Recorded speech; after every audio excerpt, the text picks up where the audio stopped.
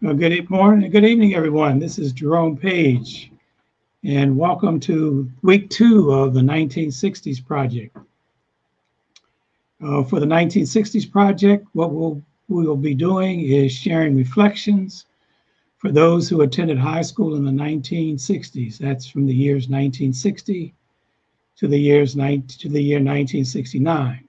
So that means that some folks will have started high school in the late 50s and finished in the 60s, and some will have started in the late 60s and ended in the 70s. So we'll pick up a wide range of years and experiences. And what we're trying to do is people to share their reflections. They'll have tiny thoughts and large memories, and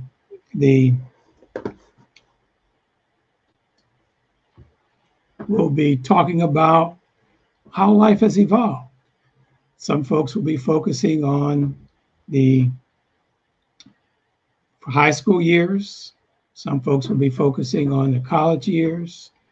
Some folks will be taking an overall view of their life and looking back and deciding what's going on. So we'll be remembering, we'll be recalling, we'll be reflecting. We'll be having tiny thoughts and large memories. People will be talking about their family, their friends, their high school experiences, their neighborhood experiences, work experiences. We had 2 very engaging conversations last week with Gordon Basikas and Okella Page Trice. They both graduated from Germantown High School in the 1960s. Okella graduated in 1962, and Gordon graduated in 1965. I graduated from high school in 1965 from Germantown High School as well. So for me, it was interesting to hear the comparisons of how people experienced life in high school. As I was listening to them talk, memories that I had forgotten I had came back into my mental view, which was exciting and engaging.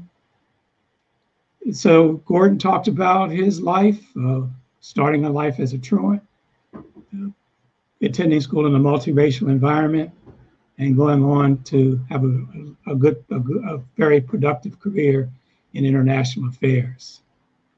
Okella talked about her coming of age and getting her identity in terms of racial identity and her experiences in high school that led her for a search for social justice. So we'll be bringing on our guests. We have 2 guests today, David Lang and Subodh Mathur. David Lang graduated from high school in 1966 in St. Louis, Missouri, and Subodh Mathur graduated from high school in 1966 in Jaipur, India. So what I want to do is say is welcome to Subodh and to David, and I'll bring them up. Okay, great. So David, hello. Hi, how are you, Dr. Page? I'm doing well. So when I was thinking about 1966, I did go back and do some research. I know your paper is about getting some identity around, and we'll talk about that. But in 1966, Mulana Karinga founded Kwanzaa. So 1966 for many African Americans plays a very important role. And for you, Subodh, 1966, I believe Indira Gandhi became prime minister, right? Yes, she did. Right. So India had gained its independence in 1947, and it was ruled. I mean, was one prime minister, and then did Indira become the second one? There was one in between. She was the third. She was a third. Okay.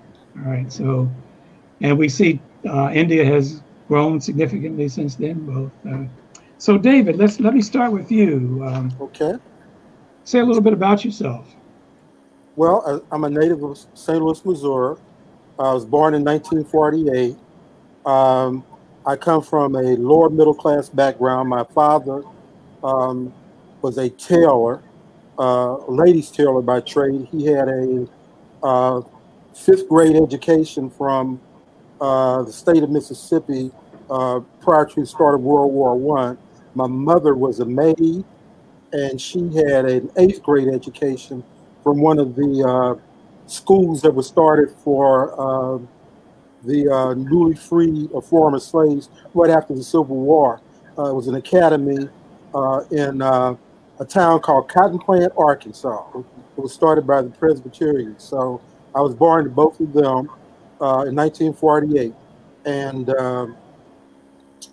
I was a so-called gifted child. I was identified as a so-called genius in the third grade. And so you're being very modest. well, I mean, according to the biased IQ test, they identified me as a genius. So we'll just leave it at that. Okay. But so I was always blessed. I was always my mother would always say I was a born leader. I was always kind of the leader of the pack, and I was also a very good athlete. So I played football, lettered in track and football in high school. Went on to Howard. I decided to be a lawyer at age 12, and so I stuck with that. And I eventually went to the University of Michigan Law School after I graduated from Howard. And so David, tell me this. Let's turn you got quite a background there. You're giving us your whole life story. Sure. And we'll come back to that because I know you've written a memoir, and that memoir we'll talk about. That takes us from what ages? That takes us from age 2 through we lost the sound. 8. That takes us from age 2 through age 18. Okay, so in your blog post, can you tell me? Let me see. So, can you share something about your essay?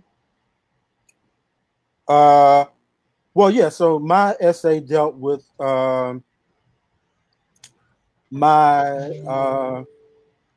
basic coming of age in terms of recognizing that I had lived the life of a so-called Negro. I didn't identify with being Black. That wasn't a part of my lexicon when I got to Howard as a freshman student.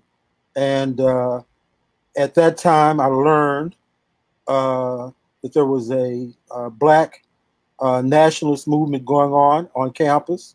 We ran the first homecoming queen that had a natural, and she got disrespected by the administration, and that she didn't get to walk down the, or didn't get to be presented on the football field. So, hey, say David, before we go there, let me bring in Subodh, and let's get a little background from him. So Subodh, tell us a little about yourself.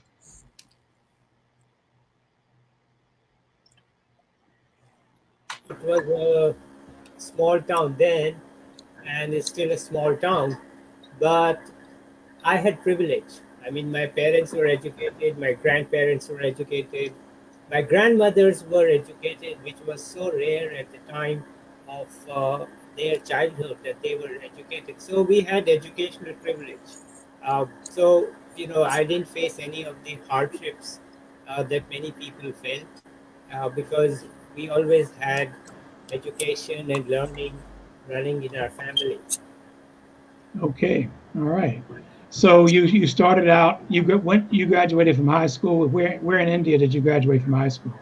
Now it's a tourist attraction. It's a town called Jaipur, Jaipur. It's a pretty good tourist attraction.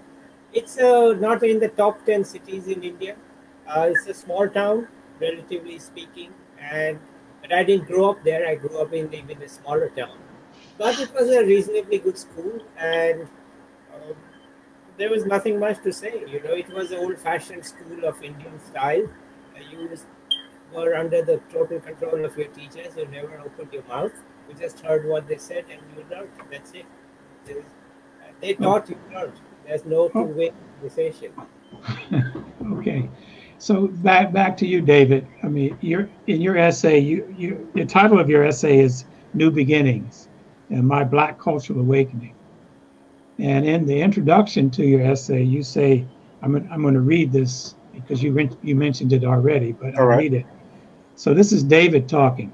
He says, before I arrived on Howard University's campus in fall 1966, Black wasn't part of my lexicon. I was colored or Negro. In my eyes, as well as the eyes of many, I was an ultra-conservative white wannabe. My freshman year changed all of that. David, what's a white wannabe? Or what was it like to be a white wannabe? Well, I wouldn't say that I was conscious of wanting to be a white wannabe, but obviously identified with the white culture. We had always been taught that uh, if you were black, you had to, go that extra mile in order to be recognized. And so I recognized in one sense that I was, you know, uh, part of an underclass, but at the same time, uh, I identified obviously with the white culture because that's the only culture that we got to see on television. Uh, so in that regard, there was a great identification on a subconscious level. We were, Okay. imitation. In effect, we were imitation white people. All right. And so tell me, what changed that? How did you stop being a wannabe white person? Well, as I say, when I first arrived on campus, it was a shock because there were Rastafarians with dreadlocks. I had never seen anybody with a hairstyle like that, but of course I couldn't identify that at the time. But there was a group that was uh, basically they were black cultural nationalists, and they decided to run a homecoming queen for the first time who had a natural hairstyle. And at that time, this particular young lady, she was actually light skinned and they had to put chemicals in her hair to nap it up. And the tradition was the homecoming queen would be escorted onto the football field at halftime at the homecoming game. So this young lady, her name was Robin Gregory, she won the homecoming queen title.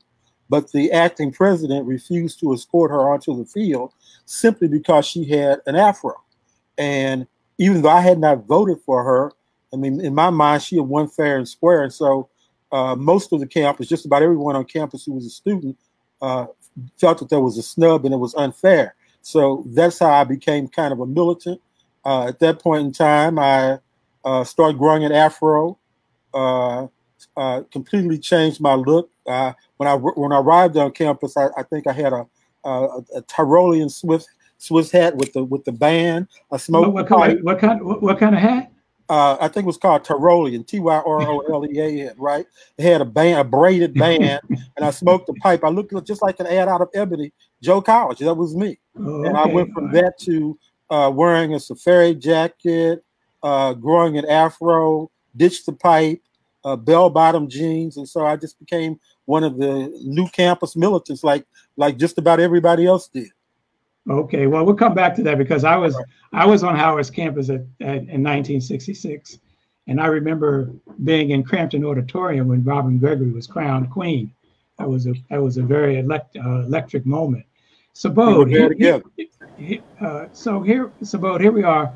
We're on something called StreamYard, and we're on Facebook. What was technology like when you were growing up in India? There was no technology. There was nothing. We had electricity. That was it. There was no technology. We basically. Well, how did you get your news? We didn't. We finally got a radio when I was about 12 years old. Otherwise, we used to get the newspaper, which was not even published in our city. It was from Delhi. Sometimes it would come one day late. Sometimes it would come 2 days late, depending on the roads and conditions. So there was no news. But once we had the radio, we could listen to BBC. We could listen to the Voice of America and listen to the music, Western music, and so on. But it was not like we were in a different world. It was completely a different world altogether. I mean, we knew what's going on in the US, but it was so distant, you know, it was a different world altogether. And there were So things unknown in we India. we know about David's migration from St. Louis, Missouri, to Washington D.C. How did you get from Jaipur, India, to someplace? Where did you end up in the United States first? Cambridge, Massachusetts. Cambridge. Okay. And why were you at Cambridge? I got admission to MIT for a PhD in economics. Okay. All right. But So you went from a rural area to Cambridge, and, well, I and had you're what was it like adjusting in the United States? well, no, Jerome, I'd studied for college in Delhi, so it was not such a rural hick anymore. Okay. All But right. even in Delhi, in the college dorms, like no one had a radio.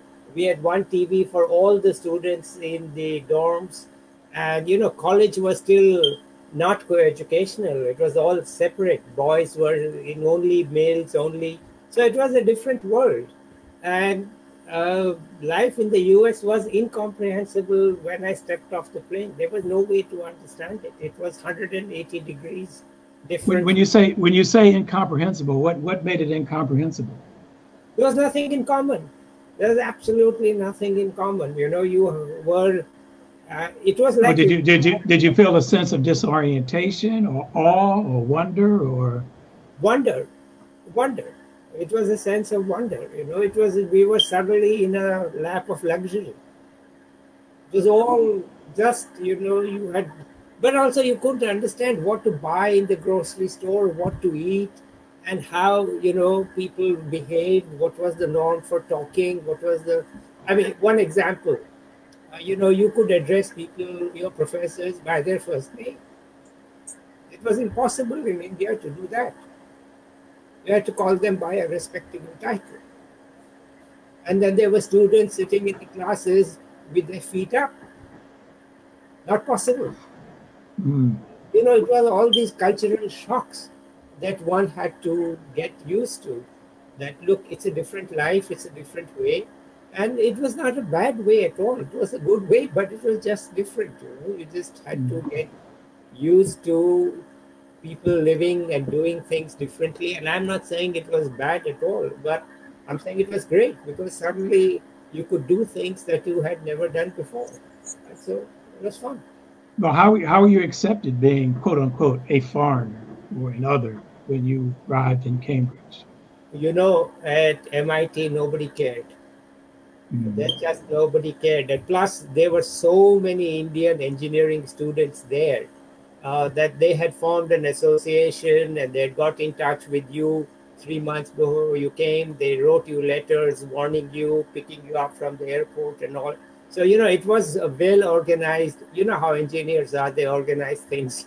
So it was all well organized to take care of the newbies till they could stand on their own feet. So it wasn't bad at all in that sense. You Well, know, what was the biggest challenge you faced culturally? I frankly don't think I faced any challenges. You know, it was easy to adjust to American life. It was not difficult. It was just that you had to adjust, but it was not difficult at all. And at MIT, nobody cared. You know, whether you were brown, black, white, whatever. You know, there weren't many women, but nobody cared. You know, it was not an issue at all that you were of a particular skin or you were of a particular type. It was not an issue at all. Okay. So David, back to your story. So, okay, so Robin is crowned the homecoming queen. She's got this afro, and everybody's excited. Oh, what happened next? Well, as I say, once she was disrespected and was not escorted on the field, virtually the whole campus went militant. And so we took over the administration building because we had taken basically, that was kind of an eye opener in terms of the respect that the administration and the faculty had for us, which we didn't consider it to be much. And so we took over the administration building and demanded changes. One of the things we wanted a student judiciary because, you know, you were at the mercy of the administration in terms of if you protested, you get kicked out of school, you get suspended, that type of thing. We wanted changes as related to even something as simple as enrolling for your classes. That was an ordeal. We had to wait outside of the gym for hours, and by the time you got down into the gym, your classes, most of the classes that you wanted would be closed out. So there were just a number of changes that we wanted, and you know, the community got behind us. I don't remember how many weeks we were in that building, but the community got behind us. They would bring us food, and we won the battle. Okay, all right. We'll talk about winning the battle. All right. So Subodh, you're at MIT, and you're in economics, and you graduated with a PhD. What happened next in your life? Oh, At MIT. My wife also came to do her PhD at MIT. So I'm sorry, Subodh, we lost your voice there for a minute. So you were saying something about, you started to answer the question. My wife also came as a student to MIT, and I got married. Did she come as your wife? No, she came as a graduate student. She had got her bachelor's degree from Brown, and she came to MIT for her master's and stayed on to do her PhD. And since we were all students with visas, I just couldn't get out of that place without waiting for her to finish, because, you know, I can't leave that city and go somewhere else. So then after that, I got a job at the American University to teach economics. And we came to Washington because she had a research job in Washington, D.C. That's how we came here, for her job, not my job, because I could get jobs in many places. But she had only a job at the International Food Policy Research Institute. Okay. So was life adjusting to D.C. Difficult at all? Or is it similar to what the adjustment in Cambridge? Well, it was difficult in the sense, only in one sense, that when we applied to rent an apartment, they said you don't have enough money, you don't earn enough income. So you can't have this apartment. But those days you could talk to the people, right? And it was not all automated, and there was an agent. And so I laid out 3 points. I said, look, first, I'm married. Okay? If we don't pay the rent, my wife, and we are kicked out, my wife will kill me. Okay? Please understand that. I can't, whatever it is, I will pay the rent. So if I was not married, it would be a different story. But I'm married, and I can't afford to have this happen in my life. We've just been married 2 years. I will pay the rent. Whatever it is I have to do, I'll pay the rent. Secondly, you know, I'm a professor, so professors pay their rent. And third, I'm an Indian, and we are frugal. So they said, okay, fine. Your argument about your wife carries the day. So your wife is responsible for you being a stable man. Well, I said, guys, you think I can get kicked out of my apartment after I don't pay the rent? I mean, she said, what kind of a loser did I marry? So I said, no way, I'm going to let this happen, that we rent a place from you and we don't pay you. We will do anything, but we'll pay the rent. So they said, okay, fine, you know, you win the argument. Other than that, it was a blessing because Cambridge was so cold, so much snow. My God, it was a disaster. You know, Boston, Cambridge, I mean, winter, 6 months, man. It was so good to be in DC, where you had hardly any snow. It was a great change. And so Subodh, looking back, and then we'll come back to David after I ask you this question.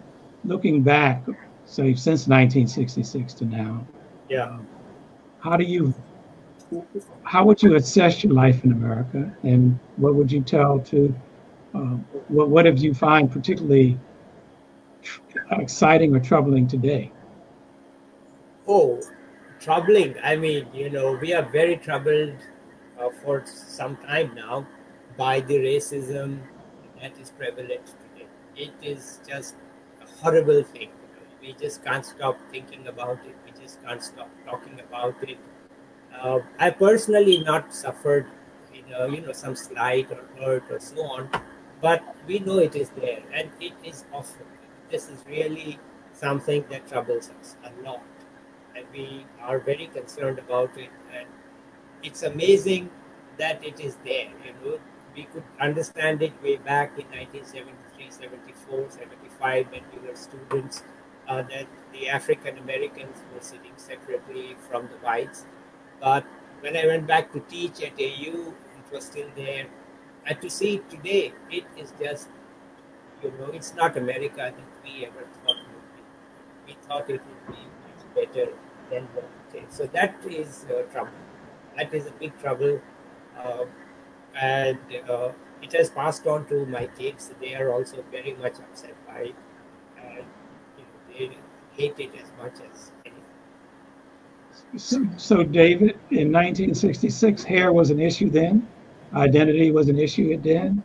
And what do you see today that's happening that has changed or hasn't changed? Well, hair is no longer an issue. You can wear your hair any way you want. Everybody's well, I know I would object to that. If still some black women can't get jobs, and some states have supported the fact that employers can discriminate against black women in their hairstyles. Well, yeah, I guess in that regard, it is still a problem, but I don't look at it quite perhaps in that fashion. Certainly, it's true that there is discrimination, if you want to call it that, based on hairstyles. And so that's a personal appearance kind of thing. So that to me is of less importance. In other words, I'm more concerned about systemic discrimination that still exists. As a civil rights lawyer, I was typically fighting and dealing with systemic discrimination. It could be things like educational requirements that were not necessary, using arrest records as a basis for disqualifying people from jobs, those kinds of things. And I think those things still exist. There's still a lot of subjectivity in the hiring process. Those kinds of things were always, to me, much more significant. Okay, so David, as a closing word, and I'll ask you the same question, Subodh. Why would you suggest somebody read your essay? I don't know why anybody would like to read my essay. I think, in all honesty, it is my essays reflects the experience of a person who really didn't have many issues in his life that affect so many other people. It was I studied hard, I worked hard, but I had privilege. There is no question about it. Somebody once asked me, how many years of experience do you have? I said 2000. My family's been doing this kind of mathematical and writing work for 2000 years. We are educated people. We have that solid background. We don't have money, but we have education. And, both my parents were fluent in English. My grandfathers were fluent in English. I mean, can you imagine way back in 1875, they were fluent in English. So we had privilege. We really didn't have to face any great difficulties, but we worked hard. And, it's even if you're privileged, it's not possible to get into MIT from India so easily. You have to do better than everybody else. But it was not difficult to do. Like, Jerome, I never took a GRE prep test. Never. There was no book. There was no classes. Nobody has seen one. Never took a test. Just walked in. I had some mild fever, walked in and aced it. What to do? Your background helps you. So David started talking about it, but him being a genius sounds like you're a genius too. So I end up tonight with two geniuses. I'm punching above my weight here. I doubt that seriously. My grandmothers who are the geniuses. It's my grandmothers, and they were the geniuses. They knew so much for women of their age that I often say that, look, I'll give you a specific example. The literacy rate in India in 1900 for women was under 1%. Under 1%. But both my grandmothers were literate.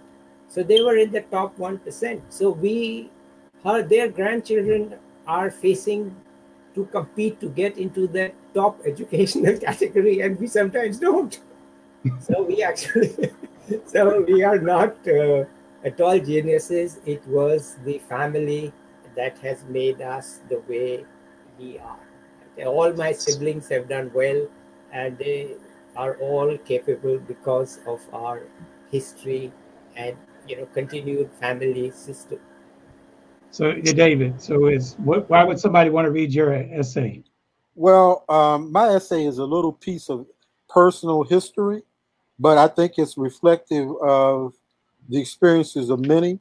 Black history is kind of like Egyptian history. It has to be dug up. And so I think that it's an interesting little piece in terms of how we became self-aware and learned to be proud of who we are and not to feel that we had to be imitation white people. And even today, one would probably be surprised to learn that most of us still operate or with, in some sense, with an inferiority complex. The Kenneth Clark Dowell experiment that was done as part of the Brown versus Board of Education case, where they showed black children white dowels and black dowels, and they asked them which they identified with, which they preferred. That was in the early 1950s when that was done. When I got out of school and became a lawyer, we had two psychologists who offices were right next to ours, law offices, and they were doing the black dowel experiences in 1970, 71, 72, and nothing had changed. The black kids still prefer the white dowels. And so, things have changed now. We've got black dowels, we've got blacks on television. So these things are important, but, it's still a predominantly white culture. And one might be surprised to the extent that we're still affected by our identities on a subconscious level. I'm going to call on my producer, Ty, now to see whether there are any comments that we should be aware of. Hello, gentlemen. You got some follow along, like they liked David's comment about his hat. Someone yelled out HU, someone even said HU, recognizing it was a HU story. Our inaugural guests, Gordon and Okella, have joined us. So basically it's a very attentive audience this time. Okay, very good.